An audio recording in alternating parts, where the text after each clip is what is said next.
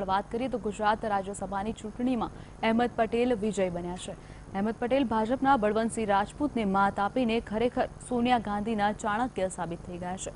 અહેમદ પટેલે 5મી વખત રાજ્યસભામાં પ્રવેશ મેળવ્યો છે। ત્યારે એક નજર કરીએ અહેમદ પટેલની રાજકીય સફર પર।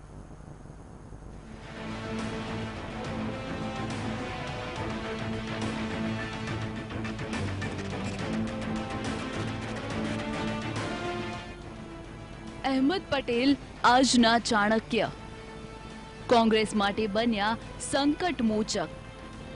ગુજરાતમાં રાજ્યસભાની 3 બેઠકોની ચૂંટણીમાં 2 બેઠક ભાજપના નામે રહી, પરંતુ જે એક બેઠક માટે ભાજપે એડી ચોટીનું જોર લગાવી દીધું, તેમાં જ ભાજપને હારનો સામનો કરવો પડ્યો અને કોંગ્રેસ અધ્યક્ષ સોનિયા ગાંધીના રાજકીય સલાહકાર અહેમદ પટેલ આ લડાઈમાં સૌથી મોટા લડવૈયા સાબિત થયા। અહેમદ પટેલ સતત 5મી વખત રાજ્યસભામાં પહોંચ્યા છે। આ ચૂંટણીમાં કુલ 176 મત પડ્યા, જેમાં 2 વોટ રદ થયા બાદ 174ની મત ગણતરી થઈ, જેમાં અહેમદ પટેલે 44 મતે જીત નોંધાવી। અહેમદ પટેલે ભાજપ ઉમેદવાર બળવંતસિંહ રાજપૂતને માત આપી। 21 ઓગસ્ટ 1949ના રોજ અંકલેશ્વરમાં જન્મેલા અહેમદ પટેલે પોતાની રાજકીય કારકિર્દીની શરૂઆત નગરપાલિકા ચૂંટણીથી કરી હતી। તેમણે પહેલી મોટી ચૂંટણી તાલુકા પંચાયત પ્રમુખની જીતી હતી।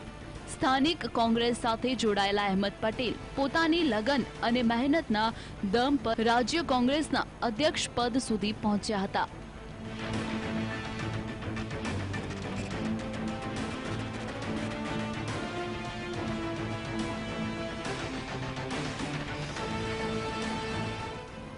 ઇન્દિરા વિરોધી લહેરમાં પણ જીત્યા હતા અહેમદ પટેલ। કટોકટી બાદ 1977માં જ્યારે કે લોકસભા ચૂંટણી યોજાઈ, ત્યારે સમગ્ર દેશમાં જનતા પાર્ટીની લહેર હતી।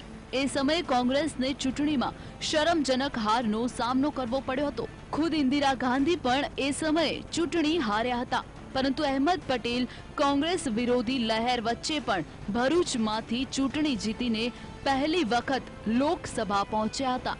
એ સમયથી લઈ આજ સુધી તેઓ કેન્દ્રની રાજનીતિમાં છે।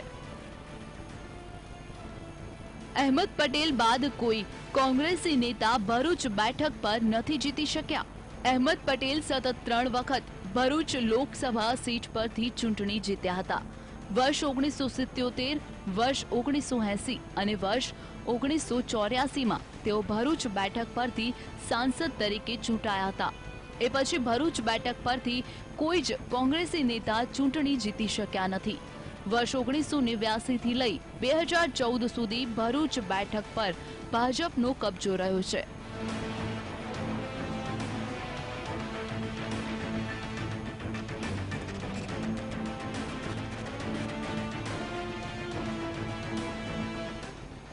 રાજીવ ગાંધીએ અહેમદ પટેલને બનાવ્યા સંસદીય સચિવ।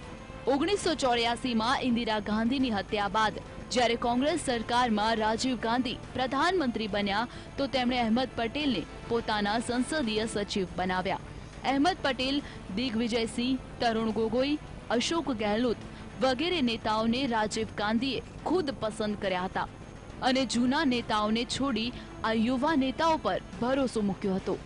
1991માં રાજીવ ગાંધીની હત્યા બાદ પણ અહેમદ પટેલ ગાંધી પરિવારના ભરોસેમંદ વ્યક્તિ બની રહ્યા। સોનિયા ગાંધીએ પણ અહેમદ પટેલ પર ભરોસો મૂક્યો। 1991માં રાજીવ ગાંધીના હત્યા બાદ 1997માં જ્યારે સોનિયા ગાંધીએ સક્રિય રાજકારણમાં પગ મૂક્યો, તો અહેમદ પટેલ એ કોંગ્રેસીઓમાંથી એક હતા જેના પર સોનિયા ગાંધીને ભરોસો હતો અને સોનિયા ગાંધીનો આ વિશ્વાસ આજે 2 દાયકા બાદ પણ યથાવત છે। અહેમદ પટેલ એકમાત્ર એવા કોંગ્રેસી નેતા છે જેમનું પર્સનલ કાર્યાલય સોનિયા ગાંધીના ઘરના 10 જનપથમાં આવેલું છે। કોંગ્રેસ 2004થી લઈ 2024 સુધી સત્તામાં રહી, પરંતુ અહેમદ